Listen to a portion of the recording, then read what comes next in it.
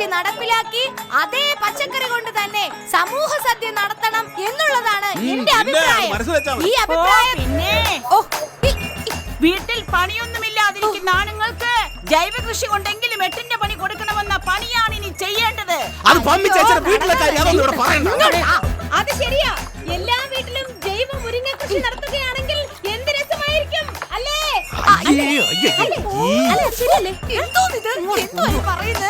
അതെ, കാര്യം പറയുമ്പോ രാഷ്ട്രീയമാണെന്ന് കരുതരുത്. ഈ കൃഷി സ്വന്തം വീട്ടിൽ പോയി ചെയ്താൽ മതി. നല്ല ഫലം.